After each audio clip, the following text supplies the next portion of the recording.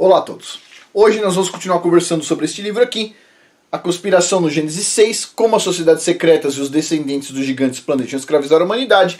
E agora o assunto começa a ferver, que é o seguinte. Daqui pra frente a gente começa a falar dos essênios. Daqui pra frente.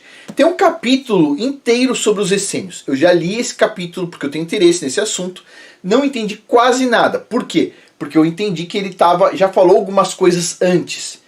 E o ponto onde ele começa a falar dos essênios é este ponto aqui. A Igreja de Jerusalém está na seção 5 do livro, que se chama Rex Deus, Linhagem de Sangue do Graal, e a gente vai começar a entender um monte de coisas sobre o fim dos tempos, porque os essênios estão cada vez mais importantes e coisas do tipo. Então, aguarde aí. Essa aqui vai ser a parte 1 da Igreja de Jerusalém. No próximo vídeo a gente fala a parte 2. E a parte 2 ela é mais dramática do que a parte 1. Então vamos lá, vamos por partes. Sim, antes de começar, pessoal, link abaixo da área de cursos, na área de membros para cursos.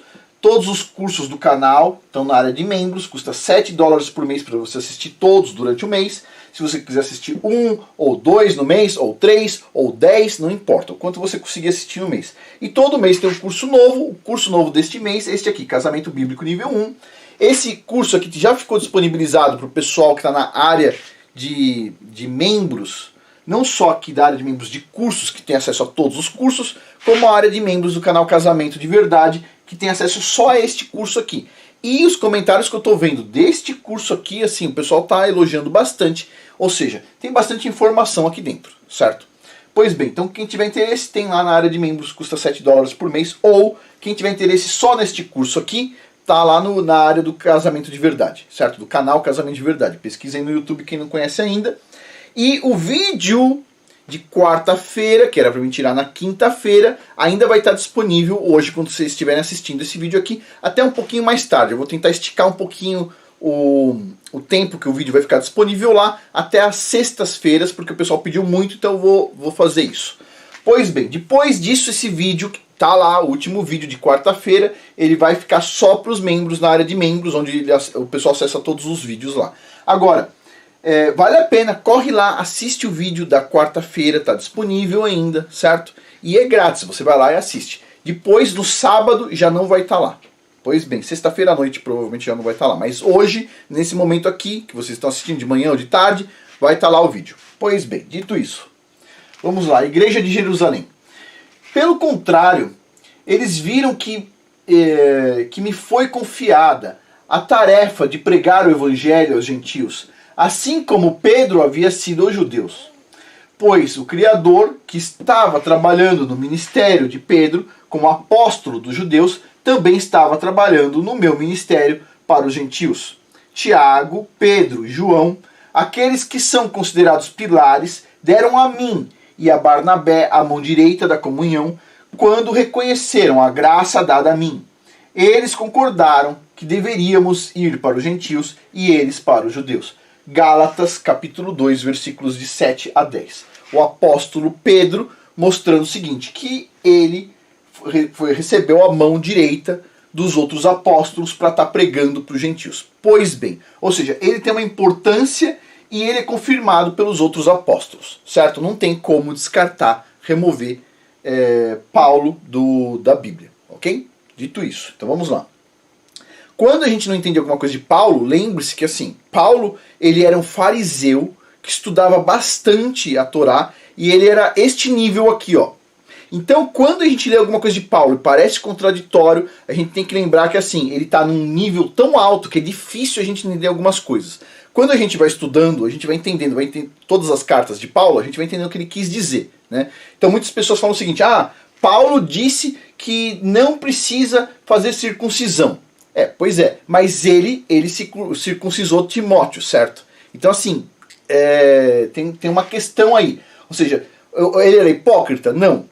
O que a gente precisa entender é o que ele está dizendo ali. A gente não pode descartar o que ele diz. Se a gente não entende, a gente precisa de tempo para entender o que o apóstolo Paulo está falando. Então vamos lá. Como a religião espúria oscila? Ele pergunta. Este não será um motim violento.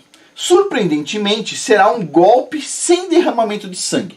Como a religião espúria vai substituir a religião que a gente tem hoje, que o pessoal chama de cristianismo e muitas outras coisas. Pois bem, é preciso refletir sobre o papel gigantesco que a facção mística oculta no monoteísmo desempenhará na transformação desse monoteísmo. A estratégia para desvalorizar Yahushua HaMashiach, o Messias, que o pessoal conhece como Jesus Cristo, certo? Será simples e sistemática. Será liderado pelos gnósticos e liberais dentro do cristianismo e por grupos clandestinos como os maçons, na visão dele, do autor, os Illuminatis, na visão dele, a Rex Deus, os Rosa Cruzes e o Priorato de Sião. Pois bem, olha, peguei uma imagem aqui, esse Priorato de Sião, mais para frente a gente vai entender o que ele quer dizer com essas coisas. Pois bem, e aí continua. A desvalorização de Yahushua HaMashiach, o Messias, será acompanhada pela descoberta acadêmica. Ah, tinha que ter a universidade junto, que coisa. Os críticos já estabeleceram as bases, mesmo dentro da igreja, negando o nascimento virginal, muitas pessoas já negam o nascimento virginal do Messias, e a piedade de Yahushua, que ele fez grandes milagres, o pessoal já nega também, ou ressuscitou da sepultura, o pessoal nega também. Essa propaganda foi distribuída liberalmente na mídia, nas escolas e até nas igrejas, principalmente no que diz respeito aos repugnantes seminários sobre Yahushua realizado nos anos 90, onde o pessoal está tentando apresentar ele naquela época como um homem simplesmente. Pois bem, incrivelmente, mesmo dentro da própria igreja, os proponentes negaram a exatidão da confiabilidade do Novo Testamento e afirmaram que ele deveria ser interpretado alegoricamente, pois ele é impreciso. Vai vendo. Tudo o que é necessário agora é que o pé desça, pois o mundo está bem preparado para o engano.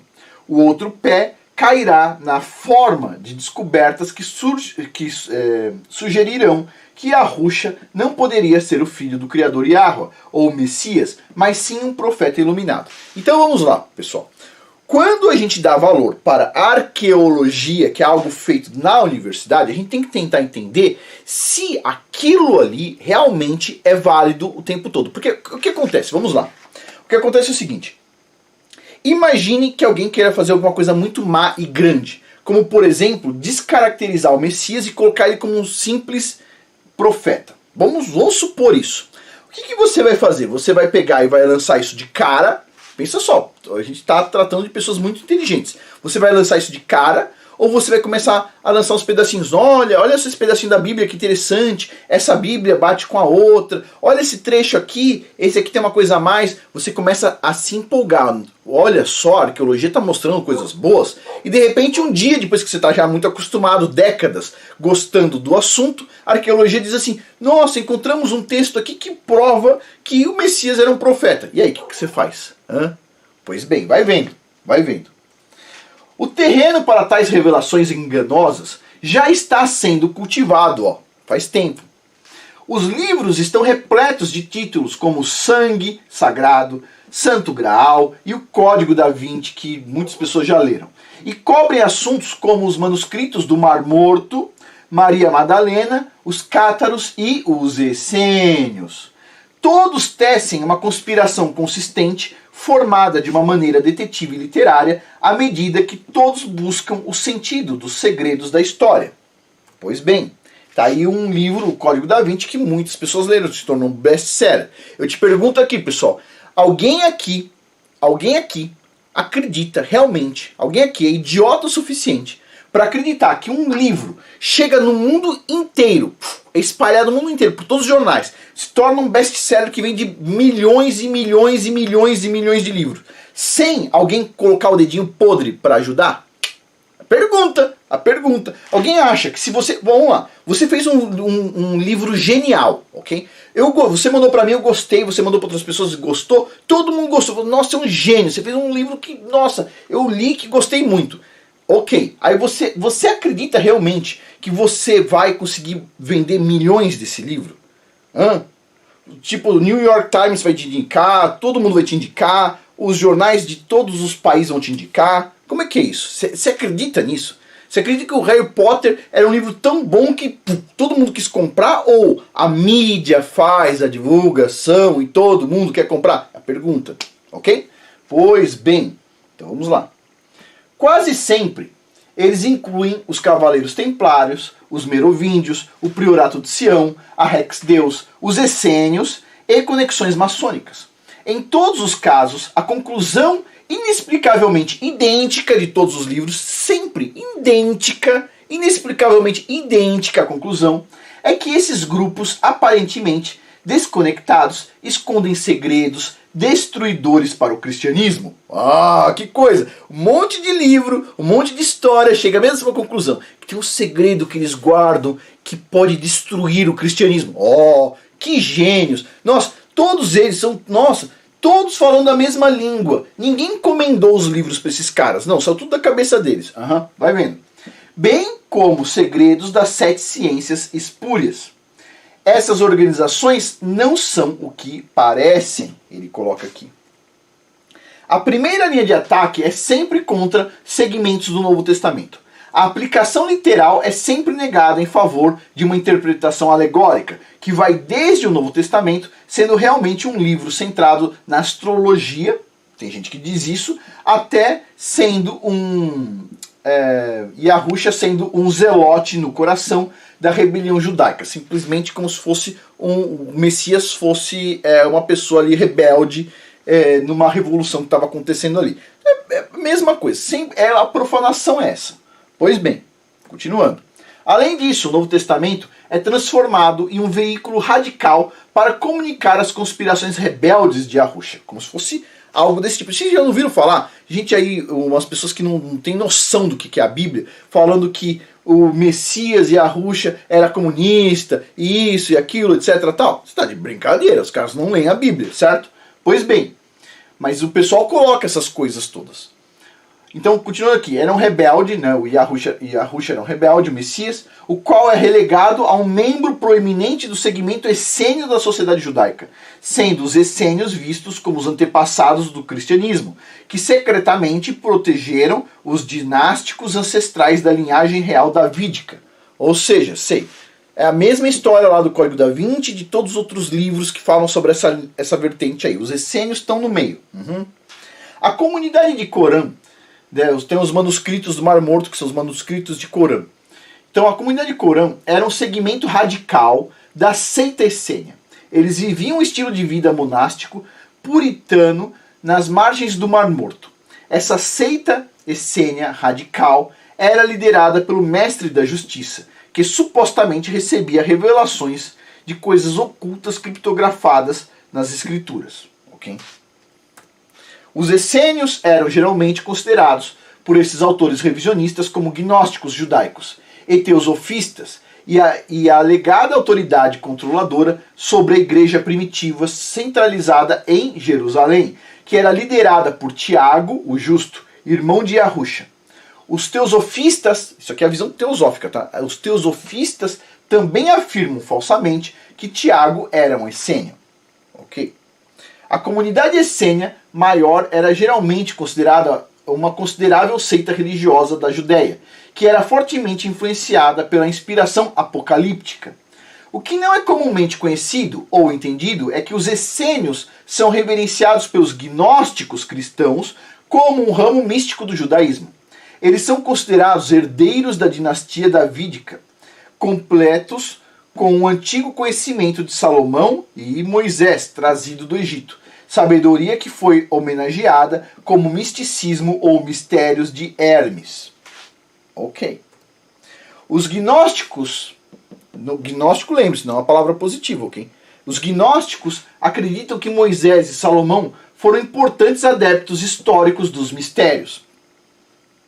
Errado, ok? Os maçons e as seitas gnósticas consideram Salomão o mago mais poderoso de sua época. Quem? Os maçons e as seitas gnósticas. Ok? Eles falam isso de Salomão. As seitas místicas concluem que Salomão foi um rei feiticeiro significativo na tradição do Senhor do Anel. Salomão foi considerado o sábio, mais sábio de todos os tempos. O testamento de Salomão, dos manuscritos do Mar Morto, afirma que Salomão sabia como controlar os demônios e os forçou a ajudar a construir o primeiro templo. Manuscritos do Mar Morto, presta atenção. Os pergaminhos testificam ainda que as pragas causadas por demônios, chacais e corujas e Liliths podem ser eliminadas invocando os nomes de Davi ou Salomão. Josefo também escreveu sobre Salomão, dizendo: Yahweh concedeu-lhe o conhecimento da arte usada contra os demônios para o benefício e cura dos homens. Salomão, adicionalmente, compôs encantamentos pelos quais as doenças eram aliviadas. Ele deixou para trás formas de exorcismo com os quais aqueles possuídos por demônios eram expulsos para nunca mais voltar. Os poetas árabes chamam Salomão de Suleiman, um grande rei e juiz sábio, junto com Davi, que seguiu os caminhos de Alá na visão do pessoal do Alcorão. O grande conquistador e legislador otomano Suleiman, o Magnífico, via a si mesmo como segundo Salomão. Mas o que o Alcorão diz sobre Salomão e o suposto feiticeiro e mágico? Será que o Alcorão diz que Salomão era um feiticeiro? Vamos dar uma olhada nisso. Então, os gnósticos dizem que Salomão era um feiticeiro, mágico, etc. Vamos ver o que o Alcorão diz. Salomão foi testado fortemente quanto à sua fé com uma doença degenerativa que reduziu a um esqueleto no trono, segundo o Alcorão. Salomão então orou para que lhe fosse concedido mais poder e mais sabedoria do que qualquer homem jamais tivera. Ele rezou. A oração de Salomão foi atendida e ele recebeu grande sabedoria, grande conhecimento e poder sobre o vento. Poder sobre todo tipo de construtor e poder sobre os seres registrados como djinn. Os djinns trabalharam sobre o controle de Salomão para construir qualquer coisa que ele escolhesse. Conclui-se que os seus projetos de construção incluíram o templo. Por causa de tudo isso, o Alcorão observa que muitos de Israel seguiram o mal. Os politeístas essênios do misticismo enoquiano, que inventaram mentiras sobre Salomão e seu suposto domínio sobre a magia negra. Olha só o que eles estão dizendo aqui. Por causa disso, muitos israelitas desviaram e os politeístas essênios inventaram mentiras sobre Salomão, segundo o Alcorão, e seu suposto domínio sobre a magia negra. As revelações de Gabriel continuam a dizer que os malvados que inventaram mentiras sobre Salomão foram os malvados que também ensinaram bruxaria na Babilônia. A segunda linha de calúnia geralmente ataca Yahusha, o Messias, e segmentos do Novo Testamento credenciados à autoria de Paulo, dos quais a igreja cristã tira a maior parte de sua doutrina da Nova Aliança. Paulo é classificado como um mentiroso maligno ou herege derivado dos manuscritos do Mar Morto sobre os essênios, descrito como o espalhador de mentiras e o mentiroso inescrupuloso da igreja primitiva. Então essa aqui é a visão dos essênios sobre Paulo, ok? Que Paulo era um mentiroso, bababá, bababá, bababá. Isso aqui é a visão dos essênios. Não é a minha visão. Estou lendo aqui sobre a visão dos essênios. Também não é a visão do autor do livro, que não gosta dos essênios, aparentemente. É a visão que ele está pondo que os essênios colocavam sobre Paulo. Pois bem, continuando aqui.